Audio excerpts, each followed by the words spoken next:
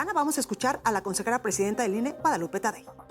Da cuenta del desarrollo de la jornada, del inicio de los trabajos de los cómputos en las 300 sedes distritales del instituto, de la voluntad y el profesionalismo con el que están trabajándose en las 300 juntas distritales, de cómo llegaron los paquetes a los mismos, de cómo se están transmitiendo en vivo y cómo estamos en este momento trabajando. A todos los medios de comunicación, muchas gracias por estar aquí con nosotros. A nombre del Instituto Nacional Electoral, agradezco profundamente su presencia y atención para seguir informando con claridad, responsabilidad y transparencia sobre la parte final de este inédito proceso electoral en el que las y los ciudadanos de México han elegido por primera vez en la historia a quienes integrarán el Poder Judicial de la Federación. Es muy importante que la ciudadanía constate qué está ocurriendo en este momento en cada uno de los 300 consejos distritales del INE distribuidos en todo el país. Quiero recordar la forma y el orden en que se desarrollan. Esta fue aprobada desde el 6 de marzo de este año mediante un acuerdo del Consejo General relativo a los lineamientos para la preparación y desarrollo de los cómputos distritales de entidad, circunscripción y nacionales del proceso electoral extraordinario para la elección de cargos en el Poder Judicial de la Federación. Por ello deseo de nueva cuenta explicar, yo sé que ustedes lo manejan perfectamente, paso a paso en 5 puntos, cómo se lleva a cabo el escrutinio y el cómputo de los votos que se emitieron este domingo 1 de junio. Primero, al cierre de las casillas a las 6 de la tarde del domingo inició el procedimiento de escrutinio de separación de boletas de clasificación por elección en cada una de las mesas directivas de casilla. En ese proceso, todas las boletas locales y federales para diversos cargos se depositaron en una misma urna. Por ello, todas son clasificadas por elección, se cuentan y son registradas en actas firmadas por las y los funcionarios de casilla, nuestras vecinas y nuestros vecinos, como siempre ha sido. Posteriormente se elaboraron los carteles que esta ocasión fueron informativos, precisando únicamente la cantidad de personas que votaron conforme a la lista nominal y la cantidad de boletas extraídas de las urnas por cada elección. Esto quedó fijado fuera del lugar donde se instaló cada casilla seccional para su consulta pública. Segundo, estos paquetes electorales debidamente sellados y firmados fueron trasladados preferentemente por las personas presidentas de casilla con apoyo del personal del INE en dispositivos monitoreados a las sedes distritales del instituto, donde ahora se encuentran resguardados con estrictas medidas de seguridad y bajo observación ciudadana. Durante todo este lapso, los cómputos han sido observados aleatoriamente por los 170,000 observadores electorales que se registraron para atestiguar en nuestras juntas esta parte del proceso. Tercero, desde la noche del domingo y durante los días siguientes se llevan a cabo los cómputos distritales que consisten en la apertura y carga en el sistema de los votos que contiene cada paquete electoral. Para ello se han conformado grupos de trabajo en cada consejo distrital donde se instalan de 8 a 10 puntos de escrutinio y cómputo. En cada punto, 10 personas auxiliares revisan boleta por boleta. Una de ellas se configuran en parejas, lee los votos y la otra los registra en el sistema con una doble verificación. Los resultados son digitalizados y publicados en línea en tiempo real. Debemos destacar que en este proceso para los cargos federales una persona no representa un voto, sino hasta 39. Si consideramos nuestros porcentajes de participación, esto representa tan solo para la Corte capturar 117 millones de votos, 117 millones de decisiones individuales en caso de que todos los que asistimos a votar hayamos votado las 9 opciones que teníamos. En global, en un escenario de marcaje completo de las boletas, esto nos llevaría a una captura de 507 millones de votos de mexicanas y mexicanos que decidieron por la justicia de nuestro país.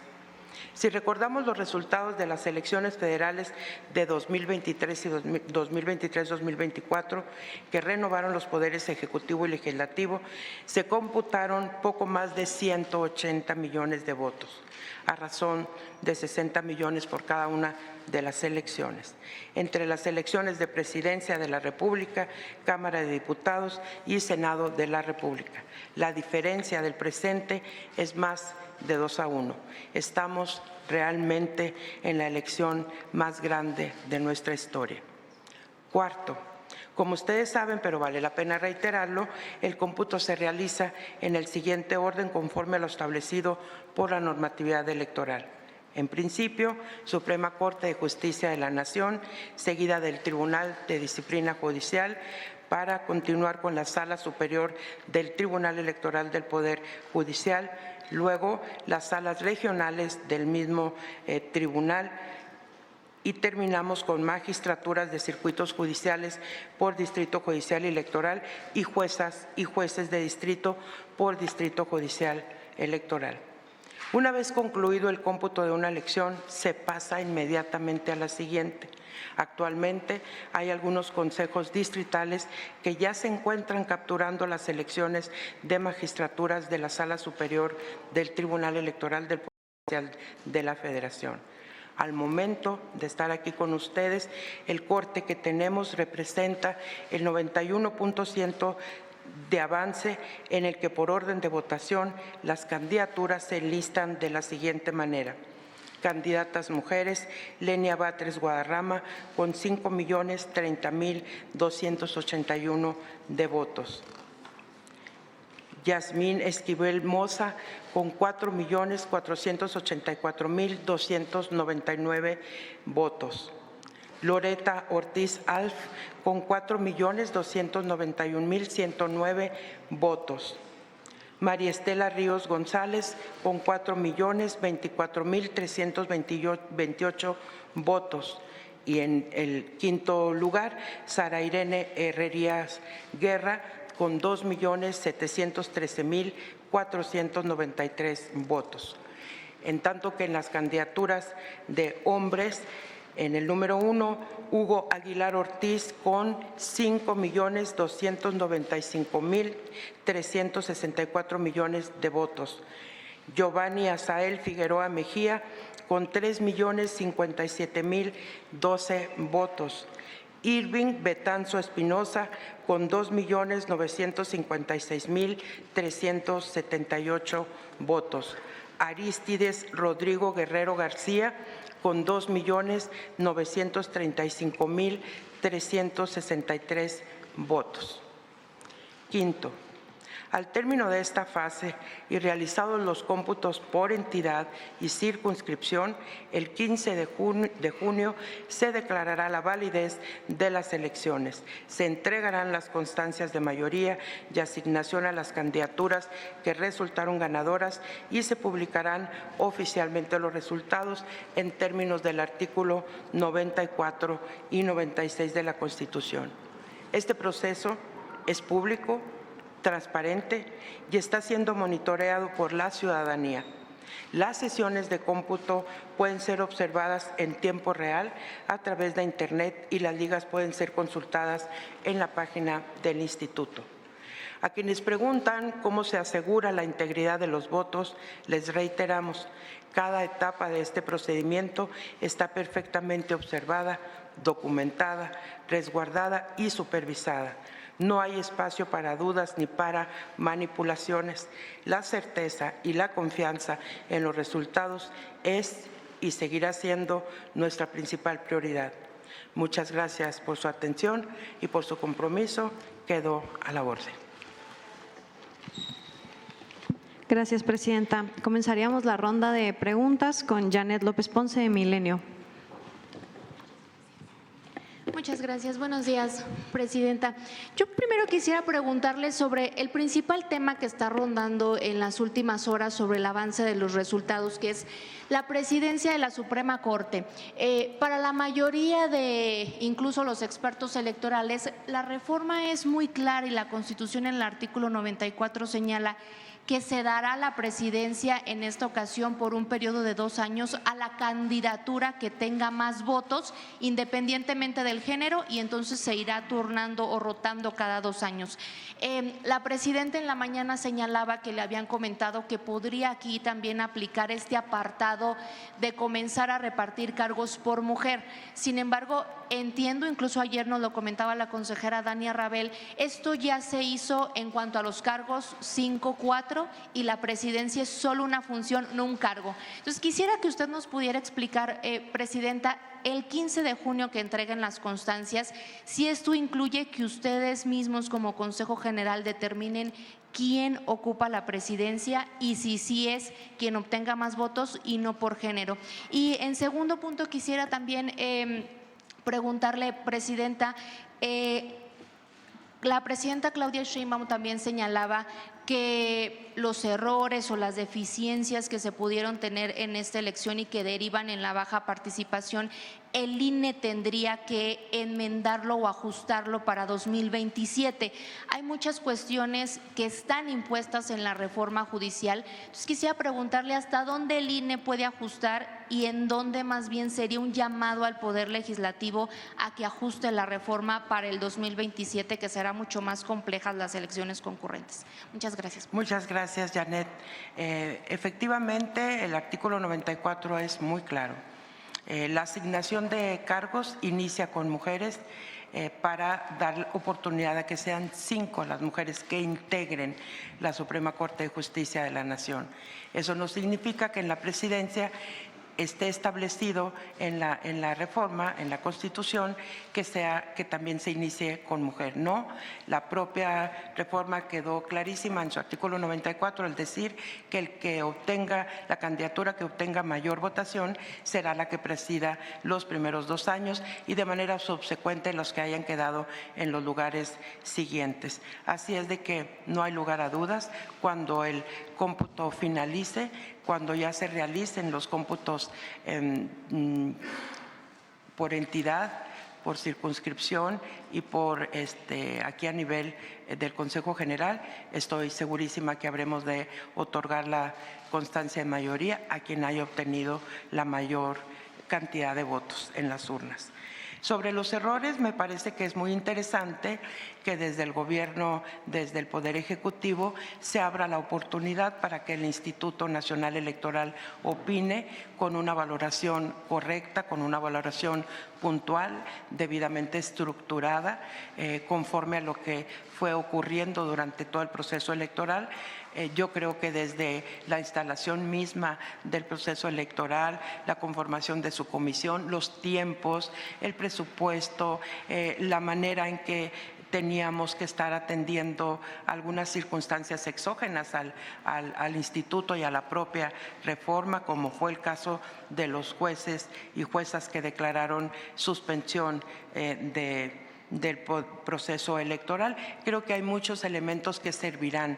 El enorme operativo que se tiene que desplegar y sobre todo esta conciencia que debemos de tener, esta claridad todos. Estamos contando si todos los que salimos a votar votamos por las 39 opciones, estaríamos contabilizando más de 500 millones de votos. Eso es algo insólito y, como he venido sosteniendo, ante un proceso inédito suceden cosas inéditas, tenemos acciones inéditas, hemos hecho trabajos inéditos, porque esto es la primera construcción que se hace operativamente y jurídicamente. Si se abren las puertas para que este instituto, con toda la especialidad que tiene y la experiencia adquirida en este proceso, se escuche su voz, pues muy bienvenida la invitación a que sea el INE el que participe y dé salida a algunas, seguramente en términos de organización, logística y demás. Gracias. Continuamos con Claudia Flores de Televisa N+. Buenos días, consejera presidenta. queda muy claro lo que usted ha dicho respecto al artículo 94 y que será presidente o presidenta quien finalmente se confirme que obtuvo más votos. Hay un artículo transitorio que es el que ha causado revuelo por una eventual interpretación que se pudiera hacer aquí o en el tribunal de que todas las listas deben empezar por una mujer. ¿Ese artículo transitorio lo analizaron o simple y llanamente no se especifica en el cuerpo normativo de la Constitución que tenga que ser una mujer quien ocupe por primera vez la presidencia de la Suprema Corte, o un hombre en todo caso? Ya tenemos actualmente una presidenta en la Suprema Corte, que fue la primera mujer, la Suprema pero en Corte este de proceso, voluntad popular, en este a través proceso. del voto popular, evidentemente. Ajá, ¿no? Claro, gracias, Claudia.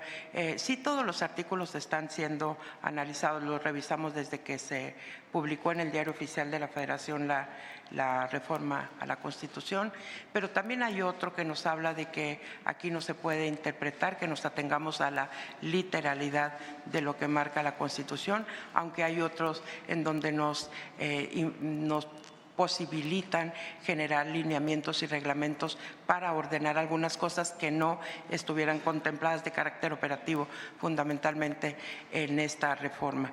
Así es de que el hecho de que se establezca que iniciará la lista con mujeres es para las candidaturas, ya se verificó, es para dar la oportunidad de que efectivamente sean 5 mujeres y 4 hombres. Eso es la integración de la Suprema Corte de Justicia. La presidencia es quien obtenga más votos en las urnas. Eso es para la integración y garantizamos con esa parte de la ley, Claudia, que efectivamente sea mayoría, al ser impar el número de integrantes, la mayoría quedará integrada por mujeres. Presidenta, y nada más, ¿entregan constancia de mayoría a presidente o presidenta de manera explícita? ¿Hay una constancia de mayoría al presidente o presidenta de la Corte? ¿O lo único que entregan son constancias de mayoría a ministras y ministros de la Corte, justamente porque es una función, no un cargo? Preguntarle cuándo calcula o estima llegar al 100, porque no llegaron hasta ahora. Y no le dejo llegar. una nada más al final sobre estas críticas que se hacen de quienes están posicionándose en los primeros 9 lugares de la Corte. Son quienes aparecían en estos guías de votación o acordeones que fueron distribuidos, o que por lo menos los medios de comunicación insistieron en que había, o algunos medios, había la distribución de estos acordeones. ¿Qué responde usted a esas críticas? Gracias. Gracias.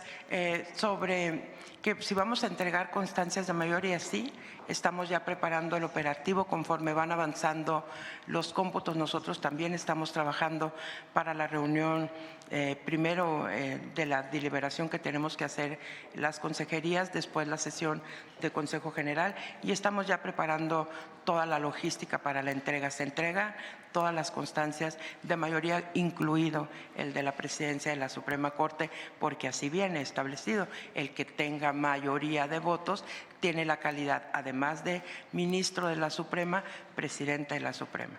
¿Sí? Y sobre las críticas a los que resultaron, a nosotros nos toca, Claudia, entregarle las cuentas a México de lo que estamos contabilizando en cada uno de los 300 distritos. Ese es el cómputo y esas son las cifras que vamos a estar proporcionando. Si fueron coincidentes o no fueron coincidentes, pues yo creo que todos tenemos la posibilidad de revisar tanta variedad de opciones que había en lo público para emitir nuestro voto y constatar si eso es así, porque hubo de todo tipo de opiniones para que todos los que fuéramos a votar las tomáramos en cuenta, estas denominadas acordeones. Nosotros estamos dando cuenta de lo que en la urna se depositó por parte de los ciudadanos. El análisis ese vendrá después, estoy segura.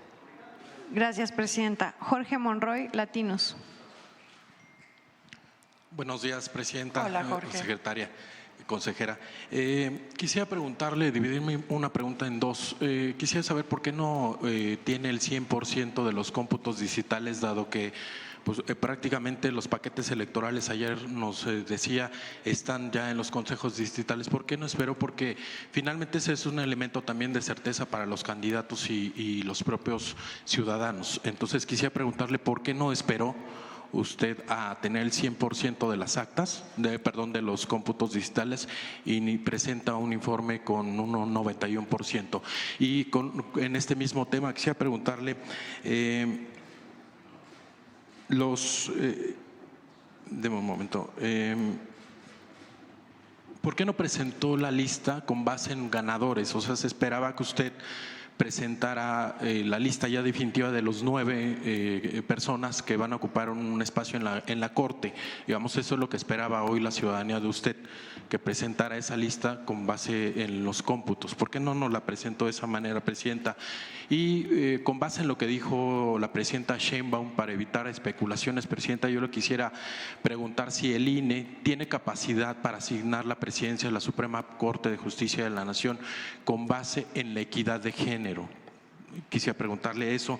Y por otro también, ¿usted cree que se está abriendo un conflicto postelectoral y una crisis constitucional innecesaria, dado que, ya lo mencionaba usted, está muy claro en la Constitución lo que establece, digamos, después de esta elección? Gracias. Gracias, Jorge. A ver, ¿por qué no esperé al 100%? Porque me comprometí a salir a dar el avance, el porcentaje en el que íbamos en el cómputo. Nada más te recuerdo, Jorge, que en esta ocasión no es un PREP, no es un conteo rápido, es el cómputo definitivo el que se está trabajando en los 300 distritos.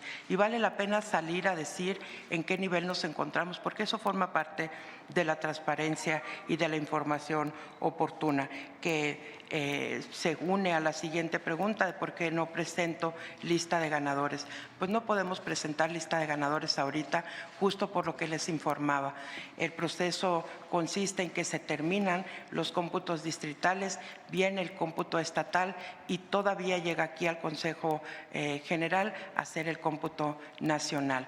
Es decir, hay fases que debemos de ir cumpliendo y en este momento nada es todavía definitivo, aun cuando las voces públicas y los expertos en la materia establecen que ya hay tendencia y este tipo de situaciones. Al Instituto Nacional Electoral le corresponde estar informando puntualmente el avance de los cómputos y es lo que estamos haciendo el día de hoy. Por eso no hay lista definitiva. La lista definitiva será hasta que este Consejo General sesione, no es la que están resultando de los cómputos distritales.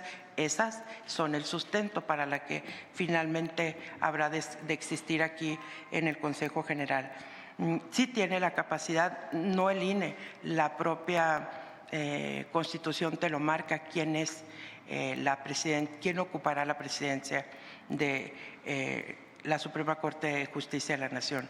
Tenemos la integración y tenemos la definición de quién ocupará la presidencia. Entonces, no es que el INE tenga por sí mismo la capacidad, sino que esa atribución se la da la propia Constitución. Si considero que vamos a entrar en una crisis innecesaria, en una crisis constitucional, me dice usted, postelectoral, no veo ninguna crisis postelectoral. Hay anuncios, por supuesto que hay que estar enterado de todo esto, de que habrá solicitudes de anulación, seguramente se le dará el trámite correspondiente, pero no vemos una crisis postelectoral aquí, porque ¿qué sería una crisis postelectoral, Jorge? La imposibilidad de realizar cómputos, la imposibilidad de tener resultados, el bombardeo hacia el sistema de cómputo en intentos de hackeo, el tumbar este tipo de sistemas no ha ocurrido y tampoco hay manifestaciones extremas en la calle, porque uno de los principios del instituto es justamente generar el cambio de poder, cuando hay cambio de poder, por la vía pacífica y ordenada, y esa es la celebración de los procesos electorales periódicamente. No veo ninguna crisis postelectoral. Gracias, Presidenta. Agustín Velasco, 1TV. Hola, consejera, de este lado, ¿cómo está? Buenos días. Oiga, yo le quiero consultar si no dar el 100% de los cómputos de las actas no deja abierta la puerta para la suspicacia de que pueda cambiar el resultado electoral, por lo menos en el caso de la presidencia de la Suprema Corte de Justicia de la Nación. Eso por un lado. Y Te por el otro contesto lado, esa, ok. te contesto esa nada más para que no se me pase. No hay ningún problema en estar entregando esta información el día de hoy. Al contrario, yo creo que alimenta la información pública con veracidad, con certeza, con los datos de la autoridad electoral, porque además todos los ciudadanos y ciudadanas mexicanos podemos estar siguiendo nuestros cómputos de manera virtual. Todos los podemos estar viendo. Esta información es pública, pero vale la pena que la autoridad administrativa en materia electoral salga y diga en qué porcentaje del cómputo vamos. Así que no hay ningún problema. Así estaremos anunciando cómo vamos. Por eso les decía hace un rato que ya se termina esta elección en algunos distritos y avanzan en otras elecciones en las que siguen, y ustedes lo pueden estar observando también de manera permanente. Ok, y la última pregunta, consejera, es más en tono político. Es muy sabido que estos últimos dos gobiernos federales, pues su manera de actuar es golpetear desde la presidencia de la República a los órganos autónomos. Quisiera preguntarle si el INE se va a dejar acorralar por estos dichos de la presidenta en la mañana, de que le tocaría presidir a una mujer la Suprema Corte de Justicia de la Nación, si se van a dejar acorralar o van a respetar el INE, el árbitro electoral, textualmente lo que dice la Constitución. Gracias. Como siempre lo ha hecho. Hay que respetar lo que dice la Constitución, es la que nos da las atribuciones, pero también nos da las responsabilidades. Y el apego irrestricto a las leyes que nos marcan esta responsabilidad, hay que tenerlo al 100%. Gracias, presidenta. Fabiola Martínez, La Jornada. Consejera, de este lado, buenas. ¿Dónde andas, Fabiola? Acá. Ok, ya. Buenos días, secretaria ejecutiva, consejera presidenta. En este primer análisis preliminar, está muy reciente la elección, ¿nos podría dar su punto de vista de lo que ocurrió o de lo que podría haber ocurrido con este inédito número de votos nulos y de recuadros no llenos, donde no se inscribió un número? Ahí ¿cuál es el primer análisis preliminar? Y si me permite después otra. Gracias. Gracias, Fabiola. Yo creo que lo que vivimos este 1 de junio es un esfuerzo y un ánimo de los que salieron a votar por sí definir el Poder Judicial de la Federación en sus diferentes cargos que estaban a nuestra disposición.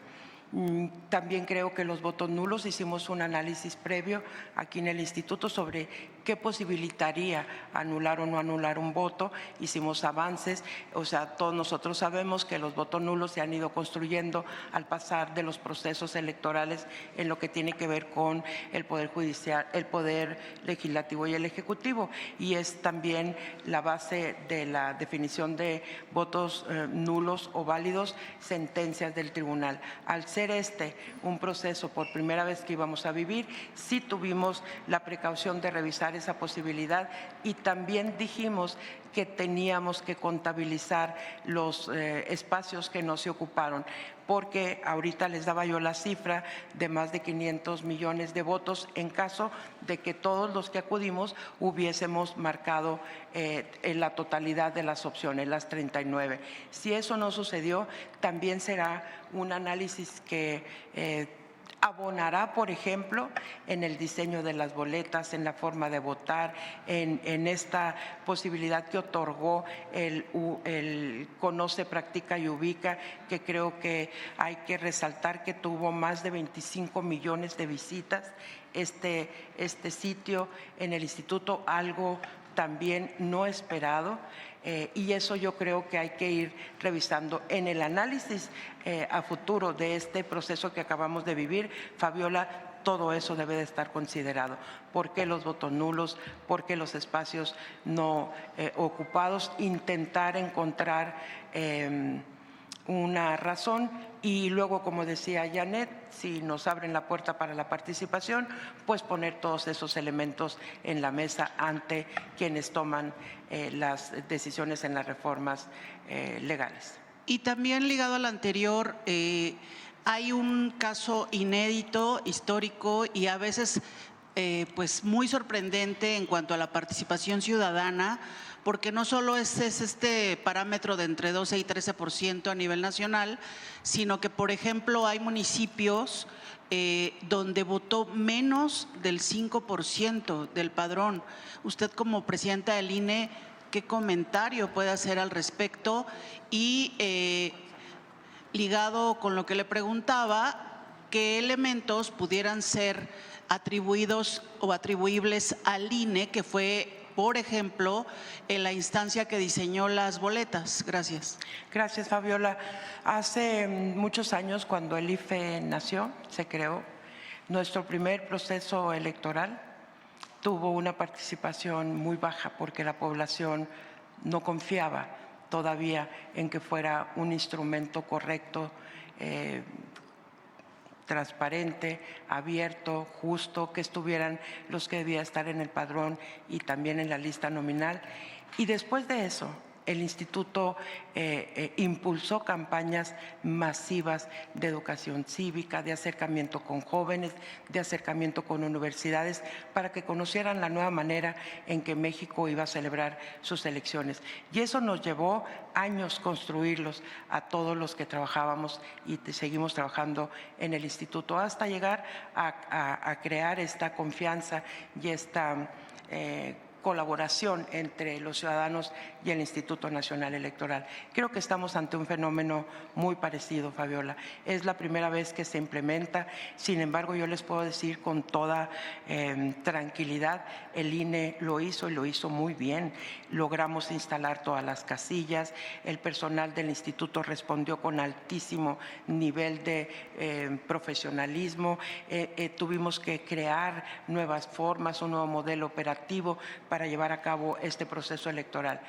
Pero así como me estableces que hay municipios en donde me votó menos del 5%, también hay que decir que hay municipios en donde se votó más del 28% de esos municipios. Hay estados en donde la participación no es pareja en todas las entidades. Hay estados que no llegaron al 10%, pero la participación diferenciada es lo que nos da esta estimación definitivamente. El 13% ya es el promedio nacional de participación, pero también tuvimos municipios en Veracruz, por ejemplo, Coatzacoalco, 28% de participación ciudadana, contra otros que bajan hasta el 6% de participación ciudadana, y es lo que nos coloca en esta estimación. Creo que después de este primer proceso electoral tendremos extraordinario el Poder Judicial, tendremos que hacer un mundo de reflexiones que nos lleven a convocar con más ahínco, a convocar incluso de una manera distinta a la población para que salga a votar. Tenemos que buscar caminos más convincentes para lograr la participación ciudadana, no para que voten por X o por Y, pero sí que nos comprometamos cada vez más, como ocurre ya con los otros dos procesos electorales. Gracias, presidenta. Jorge Chaparro, Mega Noticias. Gracias, secretaria, consejera, presidenta. Mensaje de Guadalupe Tadei, la consejera presidenta del Instituto Nacional Electoral, donde nos acaba de anunciar cuáles son los nuevos 9 ministros de la Suprema Corte de Justicia de la Nación, que los vamos a pasar a continuación. En estos momentos, con el 93% de las actas computadas, Hugo Aguilar, este abogado mixteco, que se está perfilando para incluso ser el ministro presidente de la Suprema Corte de Justicia de la Nación. El segundo en la historia, el primero fue Benito Juárez. Él tiene hasta este momento más de 5 millones de votos. Aquí los tenemos. La nueva Suprema Corte de Justicia de la Nación estaría compuesta por los siguientes perfiles: Hugo Aguilar, también estará Giovanni Figueroa, Irving Espinosa, Aristides Rodrigo, Lenia Batres, Yasmín Esquivel y también Loreto Ortiz, que ellas tres se mantienen dentro de la Suprema Corte de Justicia de la Nación como ministras. Se integran a este grupo de mujeres ministras María Estela Ríos y también Sara Irene Herrerías. Por supuesto que en los siguientes espacios informativos de El Heraldo Televisión les vamos a dar todos los detalles de esta elección judicial, pero en estos momentos le podemos confirmar que ellos son los 9 nuevos ministros de la Suprema Corte de Justicia de la Nación.